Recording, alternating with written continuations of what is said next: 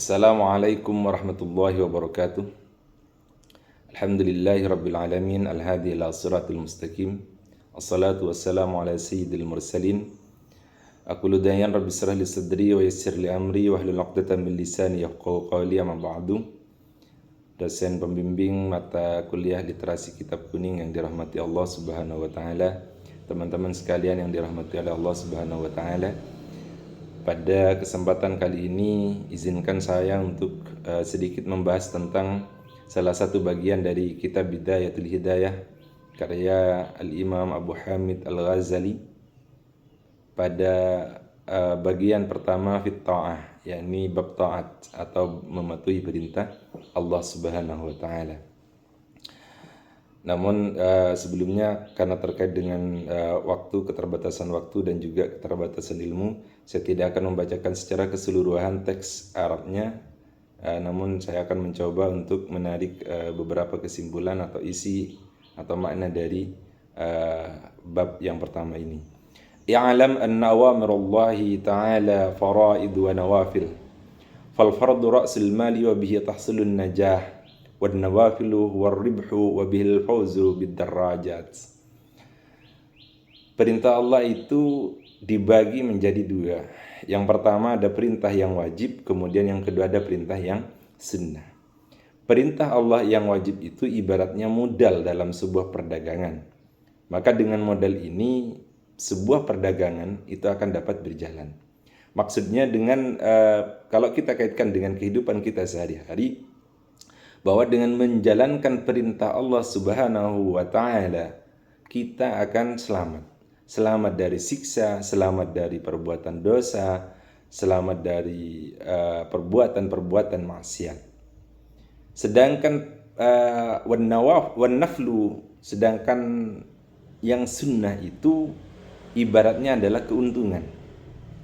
Nah, dengan keuntungan ini dapat diperoleh beberapa derajat kemuliaan yang telah disiapkan oleh Allah Subhanahu wa taala.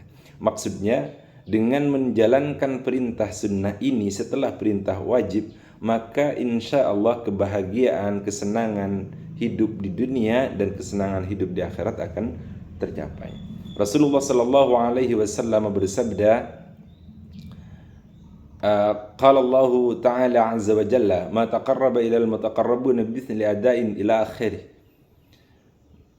Maka Allah berfirman dalam sebuah hadits qudsi, orang-orang yang berusaha mendekat kepadaku, kata Allah, tidak akan berhasil, tidak akan sukses kecuali dengan dia menjalankan pekerjaan-pekerjaan atau perintah-perintah yang telah aku wajibkan kepadanya.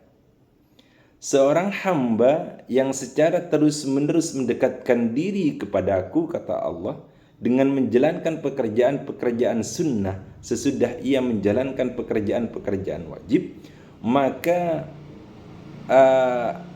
aku pasti akan mencintainya.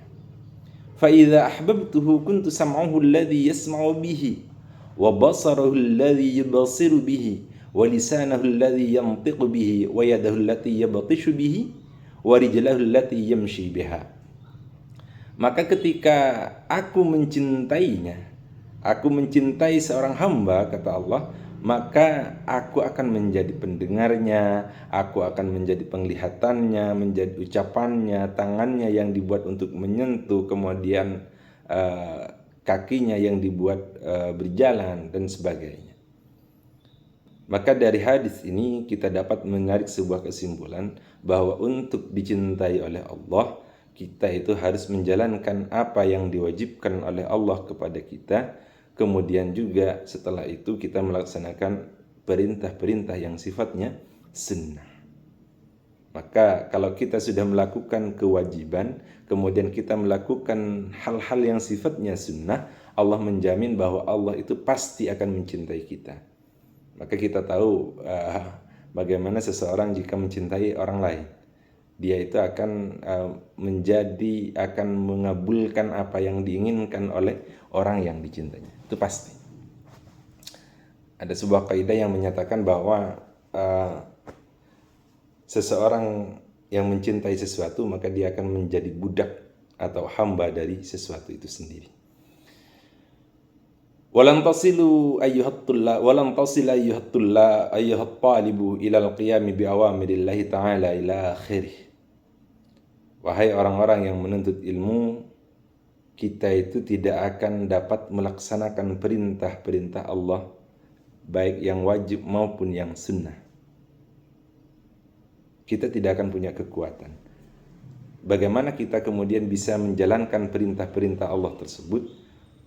Kita itu salah satu cara yang harus kita lakukan adalah dengan menyandarkan hati dan seluruh anggota tubuh kita di setiap saat, mulai dari pagi sampai sore, agar senantiasa berusaha untuk senantiasa bersama dengan Allah. Maknanya kita itu harus tahu bahwa Allah Subhanahu wa Ta'ala itu mengetahui hati kita, mengetahui zahir dan batin kita, mengetahui setiap gerak langkah kita, setiap apa yang ada dalam diri kita, keadaan kita, baik kita itu dalam kondisi sendirian maupun dalam kondisi bersama-sama dengan orang-orang lain. Semua hal yang ada di bumi, yang ada di langit, kita harus sadari bahwa tidak akan pernah bisa lepas dari yang namanya pengawasan Allah. Ya'lamu kha'inatal a'yuni wa ma tukhfis sudur. Dalam surah Al-Mu'minun ayat 19, Allah berfirman bahwa Allah itu mengetahui pandangan mata yang khianat dan apa yang disembunyikan oleh hati. Fa innahu ya'lamus sirra wa akhfa. Dalam surah At-Taha, sesungguhnya Allah mengetahui rahasia dan yang lebih tersembunyi. فتأدب أيها المسكين ظاهرا وباطنا بين يدي الله تعالى تأدب العبد الذليل المذنب في حضرة الجبار القهار إلى آخره. Maka dengan demikian kita itu harus bisa menjaga tingkah laku zahir dan batin kita di hadapan Allah Subhanahu wa Ta'ala. Kita harus merendahkan diri di hadapan Allah sebagaimana layaknya seorang hamba yang hina, yang banyak dengan melakukan kesalahan-kesalahan, yang banyak melakukan perbuatan-perbuatan dosa. Kita harus berusaha sekuat tenaga untuk menjaga diri, sehingga Allah itu tidak melihat kita menjalankan apa yang dilarang oleh Allah. Dan sebaliknya kita harus mengusahakan diri agar Allah itu melihat kita melakukan apa yang diperintahkan dan dikehendaki oleh Allah Subhanahu wa Ta'ala.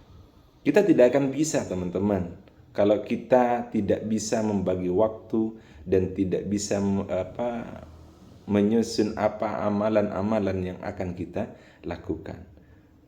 Kalau kita tidak bisa membagi apa-apa yang akan kita baca, apa-apa yang akan kita baca di pagi hingga sore. Oleh karena itu kita harus memperhatikan perintah-perintah Allah, baik yang sunnah maupun yang wajib yang telah ditetapkan untuk kita, mulai dari kita tidur, mulai dari kita bangun, tidur, sampai kita bangun kembali dan tidur kembali. 24 jam total kita, teman-teman, harus memperhatikan apa-apa yang dilarang, apa-apa yang diperintahkan oleh Allah Subhanahu wa Ta'ala, karena itu bagian dari takwa, di mana takwa itu nanti akan menjadi jembatan bagi kita untuk menjemput yang namanya hidayah. Taat itu sama dengan takwa. Takwa itu sama dengan ta'ah, yang mana dengan ketaatan hidayah bisa kita ambil. Demikian, teman-teman, dalam kitab ini sebetulnya banyak yang dibahas tentang hal-hal mulai dari kita masih bangun sampai mau tidur, sampai bangun lagi dan seterusnya. Namun dengan waktu yang terbatas, saya kira kita cukupkan sampai di sini. Jika ada yang benar itu murni dari Allah, jika ada yang salah itu murni karena kebodohan saya secara pribadi. Saya mohon maaf yang tiada terhingga. Hadanallahu wa iyyakum ajmain. Assalamualaikum warahmatullahi wabarakatuh.